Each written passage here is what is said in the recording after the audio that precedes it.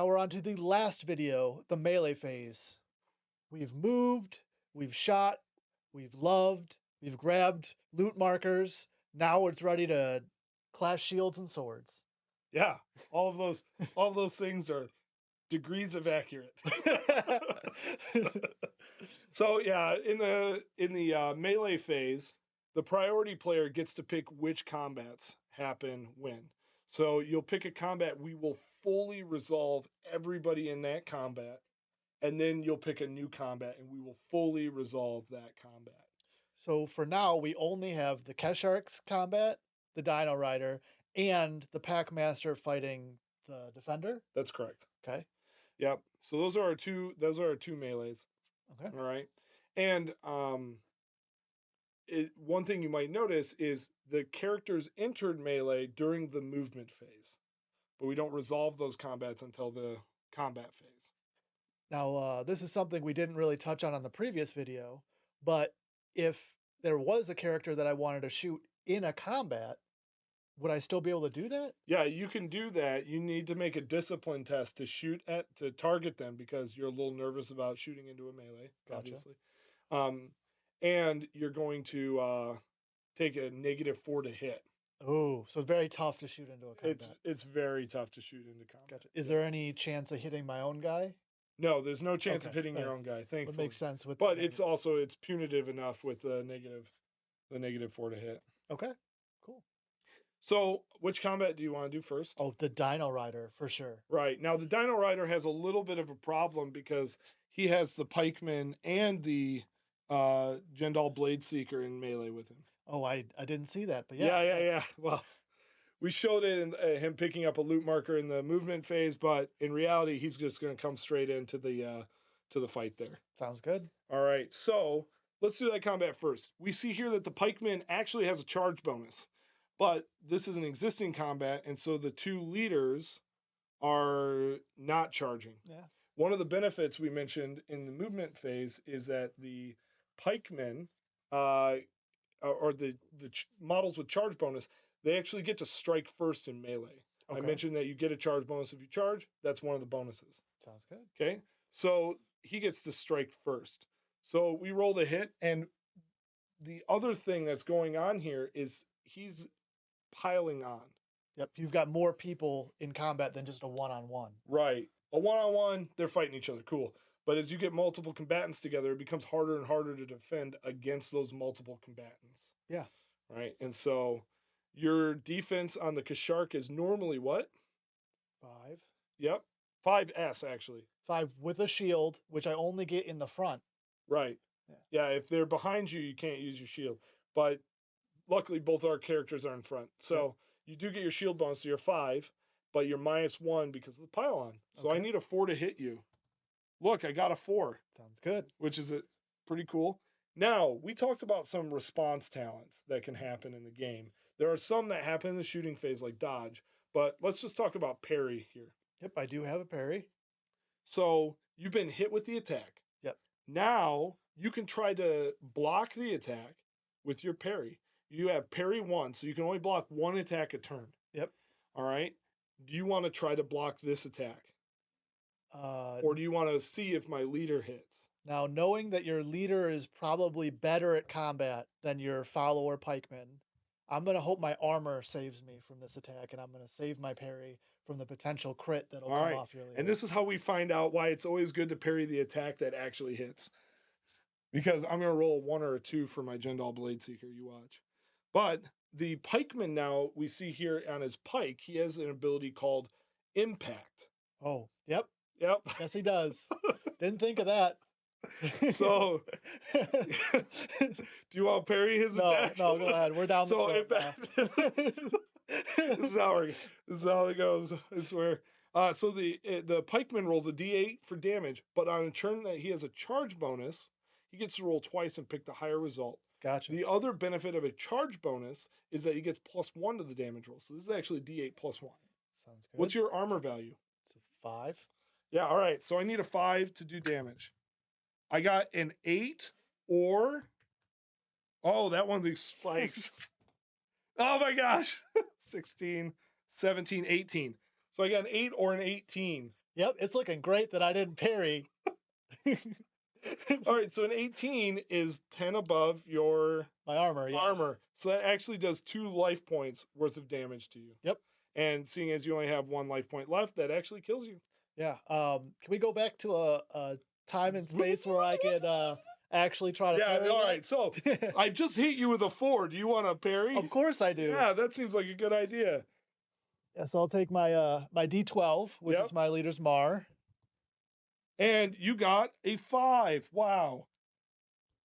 Yeah, movie magic. So exactly. So you got a 5. That's going to successfully parry because you need to beat my roll to parry me. Yeah, it's almost like that was going to be. He had a premonition of how deadly that spear charging it was going to be, and Yep. All that time magic, I swear. All right, so that misses. Now we go to non-charges. And the way that we determine who goes first with non-charges is discipline order. So the model with the higher discipline gets to strike first, and the model with the lower discipline gets to strikes later. And damage is applied in that discipline order. So, as an example, my pikeman there is actually only discipline D6. So had he not charged, he would be the last model to go in combat. Gotcha. But we are both being leaders, discipline D12. That's correct. Yeah. So how does that work if we're simultaneous? We go simultaneous, but we let the priority player roll first because they got a priority player. But all damage and everything is applied simultaneously. So even if I kill you with my attack, you still get to attack back. Yeah. Okay. So you get a Mar of a D10 and a bite of a D8, or a Mar D12 bite D8. From the dinosaur. The dinosaur. All right. You got an 11 and a 3. Yep. So the 3 misses on defense 5. Yep. The 11 hits hard. So my Jindal Blade Seeker also has parry. I have parry too. So I don't need to parry the one that missed because it missed. So I'm going to try and parry the one that hit. And I got a 10. That is not going to successfully parry. Okay. And so you get to go on and roll damage with your Sakazit. D8 plus 1. So Oof. 7. All right, now, my armor is a 5. That's not plus 1 because of charging, right? I never charged. No. But the weapon itself has a plus 1 applied to it. Yep, the weapon itself is plus 1. The Sakazit is the most deadly weapon in the game. One-handed weapon in the game right now. So would that be a cumulative live? If he did charge, would he get a plus 2 then? Yeah, he would. He'd be plus 2 if he had a charge bonus as well. Sounds good. So that was last turn, and I parried both attacks clearly. So I lose a life point. What? Now I'm going to attack, and I need a 4 to hit, as we've determined. And I got a 4. So it's going to hit. You've already used your parry on my super scary guy over there. And so now I'm going to roll my D10 Kolakar for damage. And I roll a 3. Yeah, it's so much better when they chose to parry the first one. Yeah, that's right. All right, so I've lost combat here. So both of my characters need to make discipline tests. So the Jindal, I'm going to roll the discipline test because we've lost combat. Yes. We fully resolved this combat, like I said, before we move on to the next one. Yep. So the discipline test, it doesn't matter which order I rolled them in. I'm going to roll them both, and then you're going to decide what to do about whatever happens, whatever results happen after seeing both results. And I won the combat because I dealt a wound, right? Yes, you dealt a life point to me. I didn't deal any to you, so I lose the combat. Whichever side loses the most life points is the side that loses. Sounds good. All right. So I'm going to for posterity, I'm going to start with my pikeman. I'm going to roll his discipline test. And he gets a 3. So he's going to panic. My Jindal Blade Seeker, on the other hand, gets a 9. So he's going to stay and fight. All right. So to panic, we've talked about panic in the movement phase. This is a panic right now. So my pikeman, clearly distraught that you parried his attack. Yeah. Is going to move his speed of 6 plus a d4 inches, and he moves a total of 9 inches. And this is is this a direct panic or an indirect panic? It's a direct panic because the very scary dinosaur is the one that caused it. Exactly. So he's going to move directly away back into those woods there, panicking, even though his board edge is the opposite direction. Gotcha. He's just trying to get away from the threat. All right, my Jindal Blade Seeker has stayed. He didn't panic. And so that combat is fully resolved. And I can't chase you down because I'm still in combat with Exactly. the You're locked in combat, and so there's no chasing me down. Sounds good. Okay, let's go to the Knight Defender and the Packmaster. Okay. In this case, we're both charging. And so we go in discipline order amongst the people who are charging. Gotcha. And you only count as charging in melee if you have a charge token. So just because you declared a charge doesn't mean you get the benefits of a charge. You have to have the get token. the 3 inches. Or Yeah, you need to at least 3 inches during your movement to be counted as charging. So in this case, both of our characters are charging, and so we are going to resolve it simultaneously because your discipline is D10, and I'm also a D10, so we're going to simultaneous just like the other one. Okay. But again, priority player gets to roll first. Okay. So I will roll my D10 attack. I am looking for your defense of a 5 with your shield. Yep. I got a 5. Oh man. Well, I do have a parry, so I'm going to try and block that. Okay. And I got a parry. 9, so I block the attack. Sounds good. Now I'm going to attack you back, and your defense is A 4. All right, so I'm going to try and hit.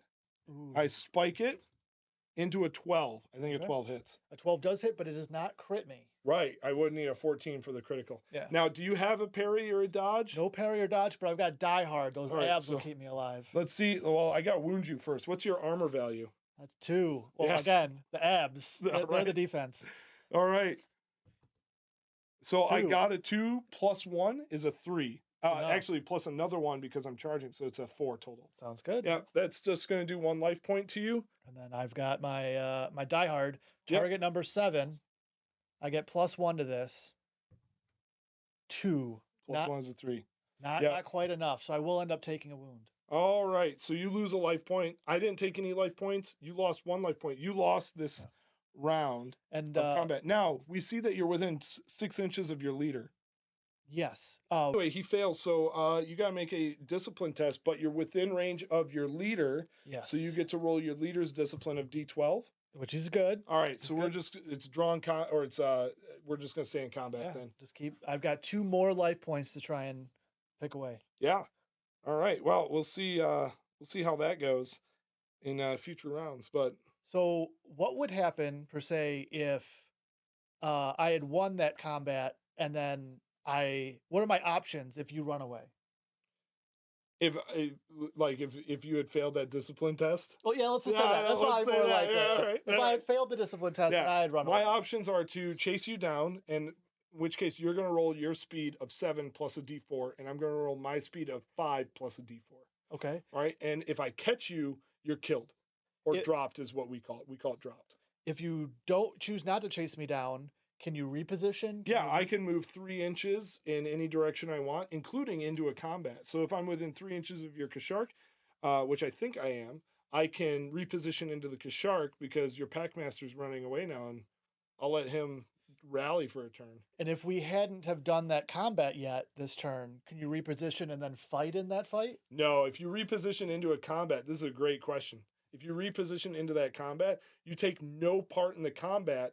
However, had my Jindal also panicked and your Knight Defender was there, you can't pursue because I've locked you in with melee. Gotcha. But thankfully that didn't happen. Yeah. It was part of the first timeline where I got impaled by exactly, right? Yeah. So alternate is part of the multiverse. So that'll include the combat phase. Yep. So then we move to the end phase, and we're just going to include it here in this video. The end phase, you're going to check for if a free band has won by objective or scored any objectives. You might have some end phase actions that you need to do, and you can read all about these things in the living rule book. And then you're going to check to see if a free band is broken or not. A free band is broken if it has more life points off the field than on the field. And you do not keep track of wounds. It's just the model's total life points. So even though your Packmaster is wounded, he's worth 3 life points. Gotcha. Okay. For a break value. And so you just check to see if a free band is broken. If they're broken, then they are out of the game. They'll remove all of their models.